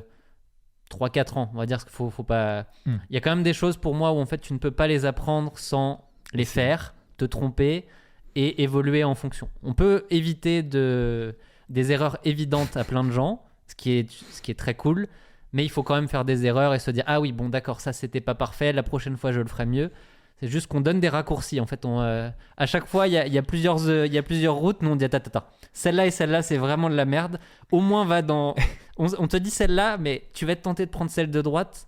Au moins, tu vas pas dans le mauvais sens et tu repars pas en arrière de 6 mois, quoi. On sait que sur tous les conseils qu'on va te donner, tu vas vouloir en tester 50% parce que tu es en mode en vrai, il dit ça, mais bon, voilà. Au moins, les 50%, on sait qu'on t'en a évité certains. C'est ça. Je pense notamment à... On est à je répète, je rabâche, mais on est à 1 mois et quelques d'un marathon, du marathon de Paris. C'est le moment d'aller tester les gels et je fais exprès de provoquer là-dessus parce que sur mes 2-3 premiers marathons, bah, j'étais à du 30 grammes par heure et c'était pas suffisant et j'ai pris des murs assez méchants et en fait, j'ai encore le souvenir de ce que c'est et je vais essayer de l'éviter à d'autres. Maintenant, si la meilleure manière de l'apprendre c'est de le faire, bah... Vous me regarderez dans 1 mois et vous direz « Ah merde, il avait raison, le con !» C'est pas grave, mais... Mais donc, quelque part, il y a aussi ce truc de... Tu sais que ça sert. Tu sais que plus tu t'améliores personnellement, plus t'impactes des gens. Et ça t'aide à aussi te repousser toi et à passer la pilule de courir sans borne toutes les semaines. C'est vrai. C'est vrai. Je suis parti dans mes pensées sur cette phrase. Du coup... Je change de sujet, parce que sinon, on va encore continuer. Mais il y a un sujet sur lequel je voulais revenir. Bon, ça commence à dater un peu, je ne sais plus quand est-ce que j'ai pris ces premières notes, mais À l'automne ou en début d'hiver, il y a Sam Laidlaw qui a parlé de la dépression post-grosse course. Sujet que j'ai un tout petit peu évoqué, je pense, tout à l'heure, mais pas en détail. Mais ça m'a permis, en fait, quand j'ai vu ça, de repenser à... Parce que je pense que cette dépression est d'autant plus grosse que l'objectif est gros. Ouais. J'ai envie de penser... Et que l'investissement a été gros dedans. Et je pense qu'en fait, ça, tout le monde le vit dans tous les cas. Après une grosse course, il y a toujours une phase de down. Et je voulais qu'on puisse revenir un petit peu sur toi 2022. Qu'est-ce qui s'est passé après ? Qu'est-ce que tu en as appris maintenant qu'on est vraiment quand même sacrément à froid de tout ça ? Mais des fois, plus c'est un événement gros, plus il faut de temps pour vraiment revenir dessus aussi. Et je pense que c'est intéressant d'avoir tes apprentissages de ça et que moi, ça m'intéresse et que tout le monde puisse aussi se dire comment je rebondis, comment j'avance et comment toi, tu t'en es servi pour être meilleur aujourd'hui. Pour moi, le syndrome de dépression post-course, ce qu'on pourrait appeler comme ça,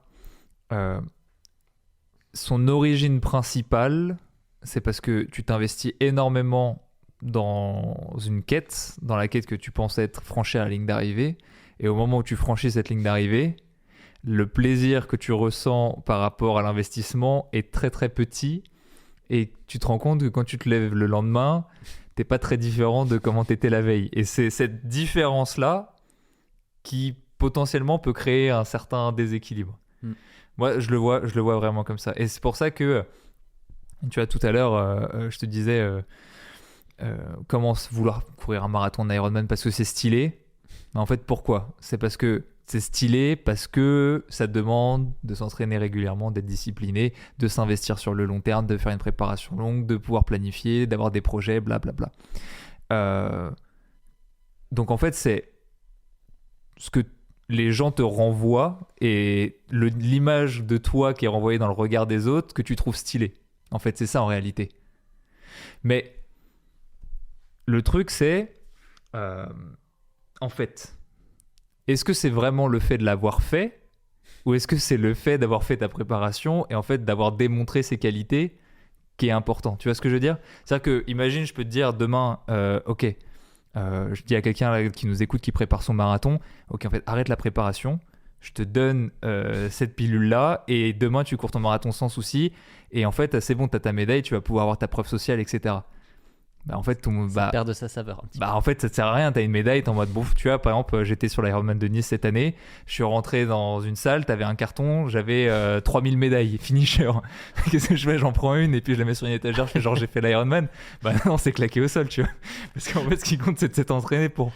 Donc tu vois, quand je dis ça peut être une bonne idée de commencer parce que c'est stylé, parce qu'en fait, toi tu te dis, je vais renvoyer une image de ouf dans les yeux des gens. Tu fais ta préparation, tu fais ton Ironman, etc. Mais en fait, ce qui est stylé, c'est que tu corresponds à l'image que les gens ont de toi. Ou plutôt, tu corresponds à l'image que tu pensais que les gens auront de toi. En vrai, les gens s'en foutent. Je vous le dis, désolé que vous avez fait un marathon. À part votre mère, votre sœur et peut-être votre copine si elle est gentille, tout le monde s'en fout. Ce qui est important, c'est juste que voilà, vous allez pouvoir faire preuve de discipline dans le reste de votre vie. Vous allez pouvoir être quelqu'un de bien. Vous allez pouvoir, etc., etc. Et en fait, c'est ça qui importe vraiment. Donc, vous allez correspondre à l'image que vous imaginiez de vous à la fin de votre préparation. La médaille est un bonus et fait très bien sur une étagère. Ça revient. Répète-moi ta question que tu me disais. La dépression post-course. Ah oui, donc la dépression post-course. Donc voilà, déjà, ça faut le réaliser. Ouais, c'est vrai. Pour moi, ça c'est déjà la base. Ok, j'ai acquis des choses, ça c'est très cool. Maintenant, sur le cas de Kona en particulier, là c'est un peu particulier parce que j'ai raté la course. Ce qui rajoute un petit truc de je me suis beaucoup investi, j'ai beaucoup construit de choses sur cette course. C'est les championnats du monde amateur, donc tu vois, c'est le rêve de beaucoup, machin, c'était mon rêve. Et tu rates ta course. Mais tu vois, en soi, réussir, rater, ça n'a pas l'air d'avoir une grande différence parce que lui, il a fini champion du monde et pour autant, le vide a été. A été énorme. En même temps, lui, c'est ok, j'ai coché le truc que je voulais faire. Il n'y a plus rien maintenant. Ouais, c'est ça. J'ai tout construit pour ça. Après, ça lui apporte sûrement un peu d'argent quand même, ce qui est toujours ce qui permet de. Tu sais, c'est. Je sais pas si tu as vu. Comment ça s'appelait ? Zombie. je sais plus c'est quoi ce film où en fait bah, du coup l'argent n'a plus de valeur, etc. Et t'as un mec qui pleure et il s'essuie avec des billets les yeux. Bon, ça permet voilà, d'amortir un petit peu sa peine, on va dire. Mais ouais, le but c'est juste après retrouver en fait c'est ça, c'est qu'est-ce que je vais faire, qu'est-ce que je veux faire, qui je veux devenir. C'est juste ça. Je suis devenu tout ce que je rêvais de devenir, qui je veux devenir maintenant. Et je pense que c'est ça qui va lui permettre de rebondir. Est-ce que je veux devenir un décuple comme ça, oui, décuple champion du monde, quintuple champion du monde, est-ce que c'est ça la personne qui veut devenir, ou est-ce que lui ce qu'il laissait entendre c'est je veux que de ce succès-là je puisse impacter positivement d'autres personnes à se motiver à faire du sport, à plein de choses. En fait, qu'il y a un discours au final très similaire à ce que nous on pourrait donner, à ce que des entrepreneurs pourraient donner. La seule différence, c'est qu'en effet, Michael Jordan, il a motivé beaucoup plus de gens que nous on pourra jamais en motiver. Bon, voilà. Je pense que ça, on peut se dire que ça ne bougera pas. Ça, je pense qu'on peut être d'accord. Tranquille. Voilà. Tu vois, enfin, tu prends des gens, je sais pas moi, Lewis Hamilton, je sais que t'aimes la Formule 1. Tu as vraiment des grands noms comme ça dans leur sport. Je pense que c'est ça la nouvelle quête qu'il va vouloir avoir, mais ça demande tellement de choses différentes que juste s'entraîner, que tu as forcément un moment déstabilisant où tu te dis waouh, en fait là je m'entraîne 25-30 heures par semaine, ça va pas suffire pour répondre à mon nouveau projet, et pour autant pour réussir mon nouveau projet va falloir que je continue à m'entraîner 25-30 heures parce que sinon j'aurais pas la même aura. Tu vois, tu prends bref, j'ai pas son nom, mais tu prends Michael Jordan. Bon il a impacté positivement sur le long terme parce qu'il a été fort pas qu'une seule année. Il a reproduit, et c'est là quand t'es athlète de haut niveau que c'est difficile. Alors que nous en tant qu'amateurs on a cette chance, on peut devenir plein d'autres choses. Oui, puis personne nous attend et ce qu'on fait sera bien dans tous les cas. Il y a pas de... Le bien est subjectif pour nous. Alors que quand tu parles de champion du monde, il est très objectif. C'est t'es champion ou tu l'es pas. Ouais, c'est ça, c'est... Si t'es deuxième, binaire. Oui, c'est bien. T'es le deuxième meilleur du monde, mais on te retiendra pas pour avoir été X fois deuxième. C'est bizarre. T'auras bizarrement beaucoup moins de billets pour essuyer tes larmes pendant ta période de dépression. Si tu parles de la Formule 1, deuxième, je pense que t'as suffisamment de billets pour essuyer tes larmes. Mais... Est-ce que... toi, tu vois, par exemple, moi, je serais incapable de te donner le numéro 2. Je sais que Max Verstappen est numéro 1 depuis 2 ans. C'est simple. Après, vu que Red Bull est largement devant, c'est son coéquipier, même si c'est une grosse daube. Bon, parce que j'ai commencé à regarder la nouvelle saison. Mais bon, tu vois, c'est très difficile. Qui était deuxième derrière Usain Bolt? Qui était deuxième derrière Michael Phelps? Il y a quand même une grosse différence, c'est que là, on parle de sport où ça dépend de ce que tu as entre les mains. Nous, on est dans un sport où il n'y a pas d'excuses. C'est ce que j'aime aussi dans la course à pied, c'est que si ça marche pas, tu peux te trouver des excuses, c'était pas le jour. Ça arrive, mais une fois, 2 fois, il y a forcément des raisons de rater. Mais à long terme, si tu as une personne qui rate tout le temps et qui te sort toujours des excuses, on peut te dire qu'il y a autre chose comme problème. On peut pas se cacher indéfiniment derrière des excuses. Les excuses, ça reste des exceptions. Si on n'a pas de chance, ça peut arriver plusieurs fois de suite. Faut pas l'exclure. Si vous avez raté 3-4 courses parce qu'il y a toujours eu un truc qui vous a fait chier, vous avez juste pas de chance. C'est très possible. Statistiquement, oui. Malheureusement, ça arrive. Moi, j'ai eu de la chance. Mes 4 derniers marathons, je croise les doigts pour un 5e, mais les conditions ont toujours été bonnes. Et c'est un gros plus. C'est une grosse chance. Et en fait, peut-être que sans ça, j'aurais pas eu la progression qu'il y a eu ces dernières années. Faut se le dire aussi, Mais je sais plus où j'étais. Mais du coup, la question après, c'est imagine demain tu rates ton marathon. Qu'est-ce que tu mets en place? Qu'est-ce que tu fais? Moi, dans mon caractère, je pense que ça me rebooste encore plus parce que je vais avoir envie de défoncer le prochain. Et potentiellement, ça pourrait être... Des fois, je me disais que ça aurait pu être une bonne chose que je me prenne une tôle à Valence, mais une vraie. Ou après tu te dis bon ok, je sais ce qui a pas été. Là en fait quand finalement ça marche, moi ça m'aurait emmerdé parce que c'était le premier pour lequel j'étais préparé. Je vais pas te mentir que ça m'aurait un peu embêté. Personnellement, mon ego, mais oui je comprends. Mais tu sais, je sais qu'il y a des choses qui ont pas été, qui sont de mon ressort entre guillemets. On peut pas tout maîtriser. Mais du coup quand finalement le résultat est là à la fin, tu peux avoir tendance à dire bon finalement ça a été et d'oublier les côtés négatifs et de pas au moins quand ça marche pas t'as le petit coup de couteau Bah oui. qui fait ça et qui te dit bon, ça va pas marcher, tu vas pas te cacher derrière, tu sais qu'il y a des choses à améliorer. Et je pense que c'est important. Et en fait, si je reviens au sujet dépression, pour moi, il est lié à ne pas avoir d'objectif. Ouais, 100%. Et en fait, cet hiver a été un peu lié à ça aussi de mon côté, parce que oui, il y a un 10 km qui arrive, mais j'avais dit dès le début, oui, mais c'est pas l'objectif de l'année, c'est pas grave. Bah, en fait, je pense que ça, c'est une erreur, parce que du coup, une fois que tu as dit ça, bah, en fait, tu te prépares pas de la même manière. En fait, j'ai eu du mal à remettre mon état d'esprit dans le bon sens, parce que je suis en mode, ouais, mais comme on s'en fout un peu de ce 10K, au final, bah, c'est quoi mon intérêt à aller m'entraîner? Alors que quand tu as un objectif qui est dans un horizon pas trop lointain, Amsterdam en octobre, en fait, c'est trop loin. Ouais. En janvier, c'était genre dans 8, 9, enfin, quand il faut compter déjà, c'est mauvais signe. Et quand c'est trop loin, c'est dur. Enfin, tu vas me dire le contraire, parce que toi, tu as réussi à te préparer pendant 1 an en pensant uniquement à Kona, et pour le coup, la prépa, il n'y a pas eu grand-chose à dire sur le sérieux pendant cette prépa. Enfin, en tout cas, moi, j'ai rien vu extérieurement. Oui, bah, t'as toujours beaucoup de choses à améliorer a posteriori, des choses que tu ferais différemment, etc. Je ferais un peu plus de sorties longues à vélo en hiver, par exemple. La pluie et le froid ne seraient plus une excuse pour les prochaines prépas. Et oui, je vois ce que tu veux dire. Mais ouais, la notion d'objectif, pour moi, on peut pas s'en passer, quel qu'il soit. Tu vois, je vais te prendre un exemple dans ton cas. Est-ce que...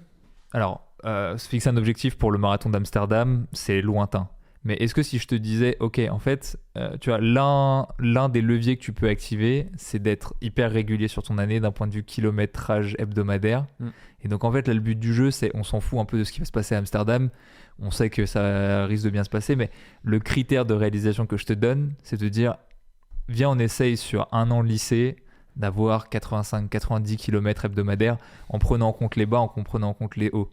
Et donc, en fait, là, si tu as ce critère-là, bah, c'est beaucoup plus simple parce que tu sais que chaque semaine compte. Et en fait, même quand ça va mal, tu sais que 90 km, tu peux les courir aujourd'hui.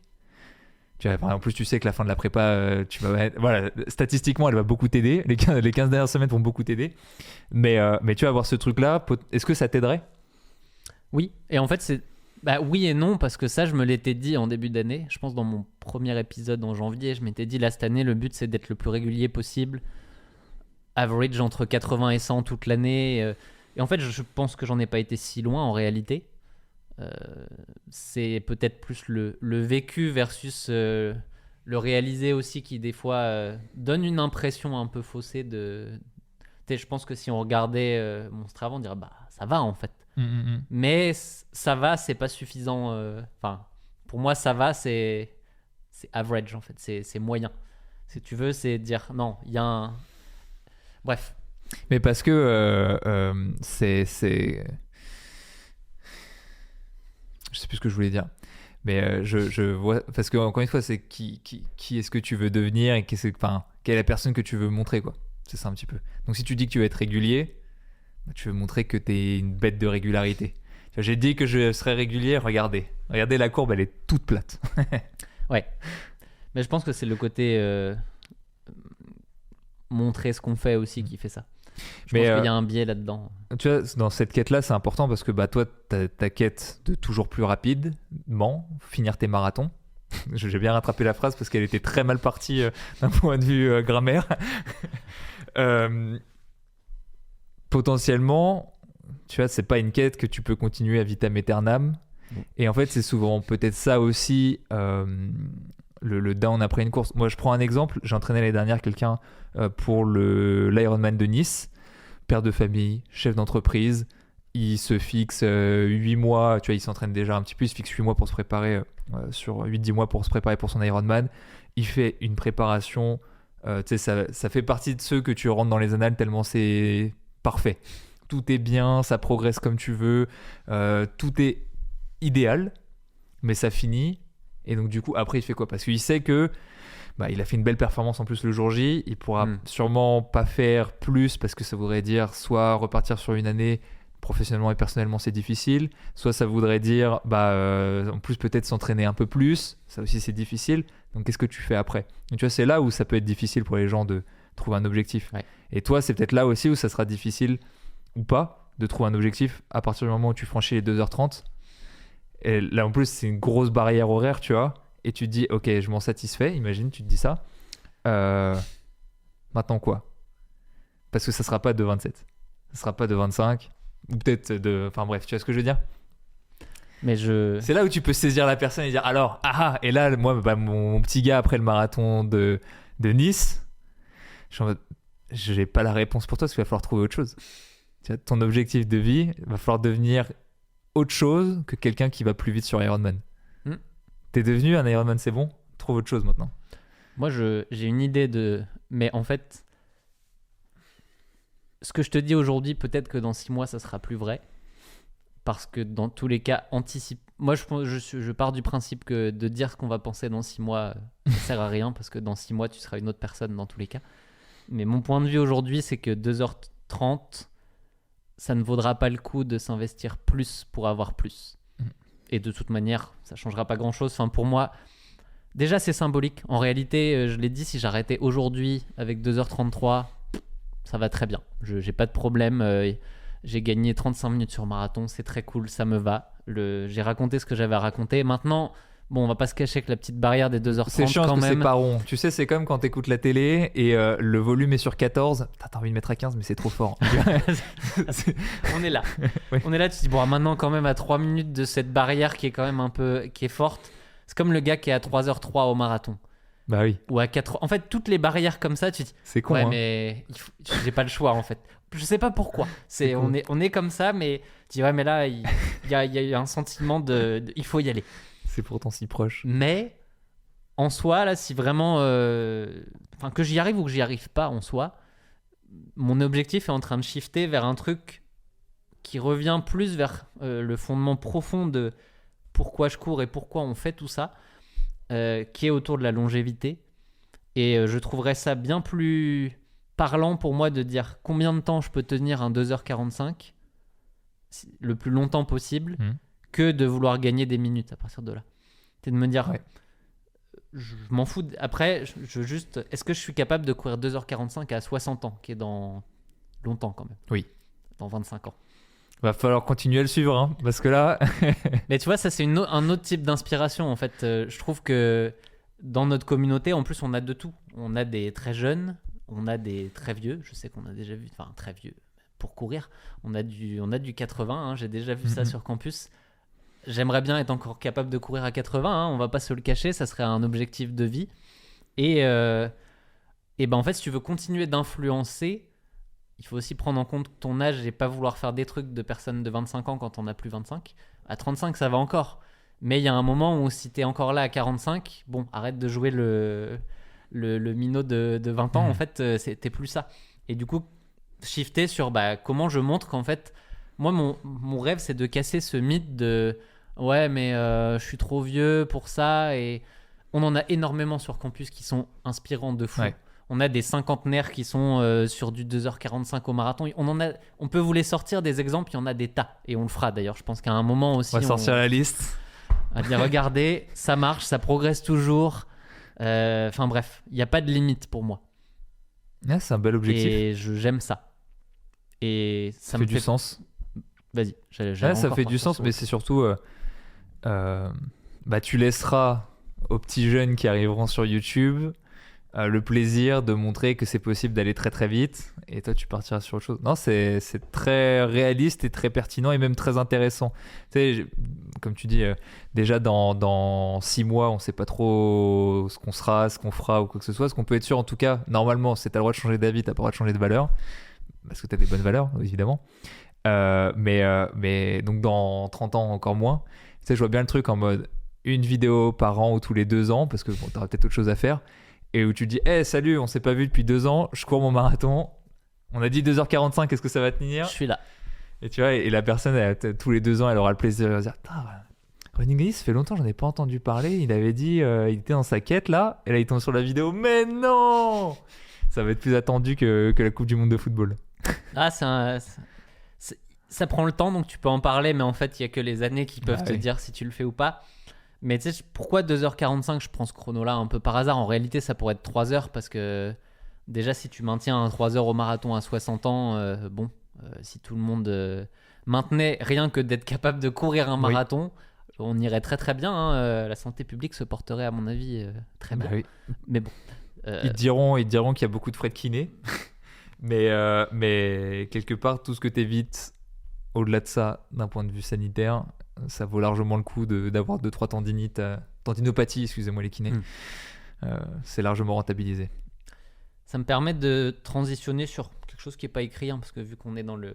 Mais une question un sujet qui m'intéresse, de dire la différence entre les allures que tu peux tenir aujourd'hui. Bon, je vais prendre le Tristan en forme et bref, on est à peu près le même niveau, grosso modo. Tu ne trouves pas en forme en ce moment? Je t'ai pas vu courir récemment et je ne t'ai pas vu sur Strava beaucoup. J'ai vu des sorties de vélo, mais peu de course à pied.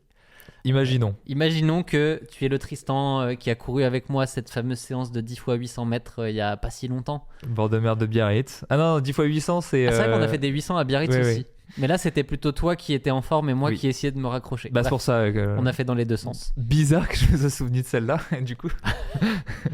Ouais, mais l'autre elle avait un contexte particulier avec 1 million d'exercices de repos avant. Donc, bref. Pourquoi je parlais de ça? Ah oui, imaginons que nous courons, que nous avons le même niveau, c'est-à-dire la réalité. J'essaie de remettre mes pensées en fait. Parler du 2h45. Oui, revenir en fait à ton premier marathon, mon premier marathon, et dans le côté les coachs ne sont pas parfaits. Moi, je peux dire que mon marathon, mon premier, il n'avait absolument rien de parfait. Il était même l'imperfection absolue. Toi, je pense que toi, tu l'avais quand même beaucoup mieux préparé, à mon avis, ton premier que moi. Non? Je sais pas à quel point tu l'as mal préparé, mais bien... très très mal. C'est-à-dire qu'il faut faire attention aux mots qu'on utilise. Mieux préparé, c'est possible. Bien préparé, non, pas du tout. On est très très loin.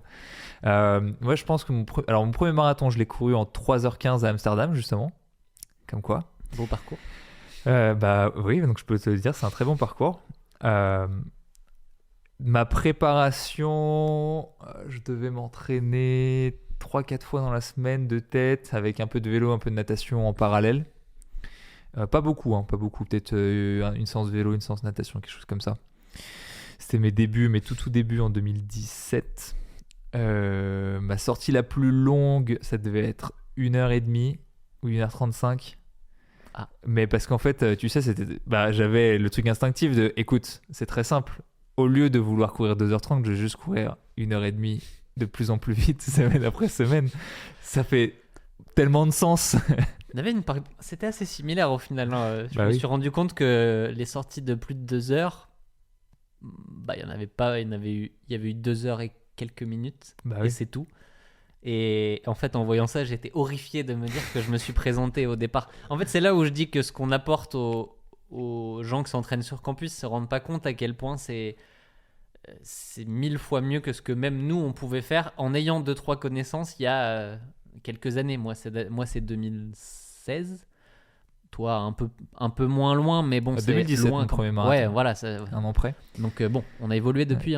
Et puis surtout, parce que 3h15, il y a beaucoup de personnes qui voudraient courir leur marathon en 3h15, donc quand on leur dit qu'en plus on a fait n'importe l'entraînement, les gens ils comprennent pas. Mais moi j'aime bien toujours remettre dans le contexte.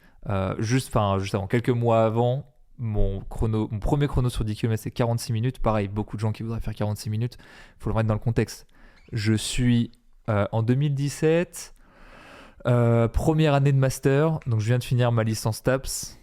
Je faisais entre 15 et 20 heures de sport par semaine. J'étais au pic de ma condition physique. J'étais à 8% de matière grasse. J'étais écorché comme jamais j'ai été écorché. C'était ça en fait. J'étais comme ça. Ouais. Et donc 46 minutes pour quelqu'un en top shape, avec un cardio très bien entraîné, mais pas du tout pour ce type d'effort-là. C'est-à-dire en judo des efforts de 5 minutes. Et en un martial vietnamien des efforts de 2 x 3 minutes. C'est pas du tout... un marathon. C'était pas très fort mon cardio non plus. Je vais pas te mentir qu'aujourd'hui, si c'était à refaire, c'est marrant parce que je me dirais, si j'appliquais 2-3 principes de base en termes de préparation physique, ce qu'ils appellent le conditioning, ce qu'ils appellent comme ça aussi en CrossFit, je l'appliquerais, j'aurais quand même un bien meilleur cardio. Heureusement que par exemple en judo, le combat se finissait avant les 5 minutes, parce que sinon ça finissait par être un peu long. Bref, tout ça pour dire que en fait, dans ce contexte-là, 3h15 pour quelqu'un top shape, dans un autre sport en tout cas, c'est pas déconnant non plus, tu vois. Et puis avec un peu d'endurance aussi, parce que on a parlé d'Eric Flack tout à l'heure, qui fait du calisthénique, il y a zéro composante d'endurance, donc lui il fait 3h30 pour son premier après 5 mois de prépa de qualité, puisqu'il l'a fait sur campus. On n'est pas du tout sur la même échelle. Exact. Ça c'est une première chose. Je le rappelle aussi parce que moi aussi je dis ma prépa c'était n'importe quoi, 3h08. C'est pareil en fait, la réflexion pourrait être la même. Donc 2016, j'ai commencé à courir en 2004.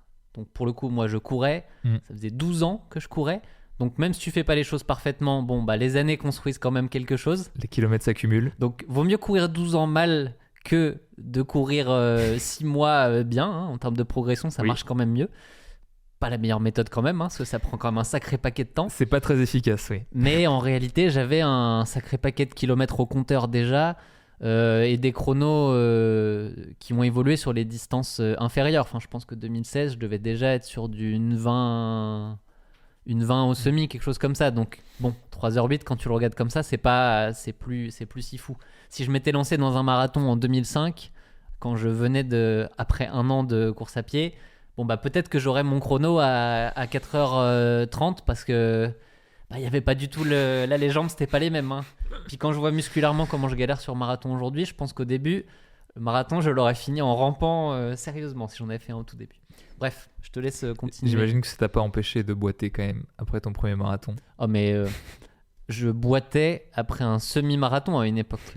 Je marchais, je descendais les marches comme sur un marathon après un semi à une époque. Donc je peux te dire ça laisse un indice. Oui. Et c'était quoi donc comment s'est passé mon marathon la prépa la prépa j'ai dit que c'était nul donc je pense qu'on a vite oui après je pourrais dire tu vois typiquement le petit EF couru en 4:30 pour cette époque là. Oui c'est à dire que je courais à peine à cette vitesse là dans ma préparation pour Kona et entre temps j'avais dû gagner je pense au moins 12 minutes sur 10 km entre temps donc c'est vrai que bizarre, tu vois. Ça fait un paquet de temps que je fais des EF à 4:30 moi aussi, tiens. Pourtant, il me semble qu'à une époque, j'avais pas le niveau pour... Ça fait 15 ans que je fais des EF à 4:30. Il faut qu'aujourd'hui, le cardio est à 135. À une époque... Moi, j'ai eu l'époque où il n'y avait pas de cardio en plus. Donc, t'avais... Ouais, mais là, j'ai couru 45 minutes. On sait pas combien, on sait pas... C'est juste, j'ai un chrono et je cours et ça devait être sacrément n'importe quoi à cette époque. Ah, et pas de preuve. En plus, c'est pas sur Strava. Normalement, peut-être que tu l'as couru en endurance fondamentale. Mais voilà, je veux dire, les grands classiques. Tu vois, typiquement, l'endurance fondamentale en STAPS, c'est un apprentissage qui n'existe pas. Alors là, personne ne parle d'endurance fondamentale en STAPS. Dommage. Peut-être que ça a changé aujourd'hui, j'espère, mais au vu des messages que je reçois très régulièrement en me disant « Ah, mais je comprends pas tel truc physiologique », alors que ça fait 30 ans qu'on dit que c'est pas ça, je suis en mode « Ok, d'accord. » Bon, il parle pas d'endurance fondamentale. J'en suis sûr, c'est bon. Bref, oui, donc après, qu'est-ce que je peux dire d'autre les gens vont se reconnaître. Bon petit positive split. L'allure qui commence à fléchir aux alentours de 24-25 km. Je voulais viser 3,15 je crois, et pendant 20 km, j'ai suivi le porte-drapeau, enfin comment on dit, le lièvre de 3,5 ou 3,10 je crois. En me disant franchement 3,5, 3,15, allez, les jambes sont bonnes aujourd'hui, je sens que ça passe. Ça ne passe pas du tout. Cette fameuse phrase que tout le monde connaît. Ouais, mais je pense que je le sens bien aujourd'hui. Ouais, exactement. L'expérience te fait dire que cette phrase, elle est toujours mauvaise, ou en tout cas, il ne faut surtout pas la surestimer. Aïe, ça fait rire aujourd'hui. Mais c'est marrant, mais en fait, c'est parmi les gens qui nous écoutent, il y en a qui vont avoir exactement le... Tu sais, c'est marrant parce que il va y avoir deux catégories. Ceux qui nous écoutent, qui comprennent pas, ils vont se dire ça le jour J, ils vont comprendre après leur course. Et ceux qui viennent de faire l'erreur ou qui ont fait très récemment l'erreur et qui étaient si seulement j'avais entendu ce podcast plus tôt. et après, moi je me souviens que je devais monter les marches à l'envers après avoir fini la course. C'est-à-dire que j'ai fini la course, je me suis allongé. Et Amsterdam, tu finis dans un stade. Donc pour accéder au gradin, il faut que tu montes des marches. Je devais déjà monter les marches à l'envers à ce moment-là. Donc j'avais bien poussé et surtout en faisant 90 kilos, 1h30 de sortie longue m'avait pas très bien préparé à ce qui allait m'attendre. Pour autant, on peut faire un marathon et relativement bien le finir à plus que 90 kg, vu que Nassim il était plutôt proche des 100. Et ça a marché quand même. Bref, ce n'est pas une question de poids, c'est toujours une question de préparation au final. Exactement. Oui, après, c'est sûr. Enfin, je suis désolé de te l'apprendre, Nico, mais je ne courrai jamais 2h05 au marathon. Même très certainement jamais 2h20. Quoi ? Tu annonces des choses comme ça aujourd'hui ? Je suis vraiment désolé si j'en déçois, mais ouais. Peut-être que je vois ce que tu veux dire. Peut-être que par contre, pour atteindre certaines performances, les 90 kilos, c'est pas l'optimal. Ouais, par exemple, tu vois, genre, je finirai jamais premier d'une étape du Tour de France. Je lèverai jamais les bras en haut de la planche des belles filles. Bon, j'ai fait une croix dessus, c'est comme ça. Alors, autant en termes de poids, j'ai plus le potentiel pour. Il va manquer une grosse, peut-être même plus qu'une grosse centaine de watts pour réussir à faire quoi que ce soit. Rien à voir, mais j'ai vu une petite reel de Mathieu Van Der Poel bien posé sur sa selle qui grimpait et qui doublait des gens comme s'ils étaient littéralement arrêtés sur le bord de la route. Je dis, ok, c'est quand même... J'aime bien ce genre de sport où en fait tu peux voir la différence, en fait te dire c'est ça d'être à ce niveau-là. Ok, d'accord. Je serais parmi les gens à côté qui déjà galèrent pour monter.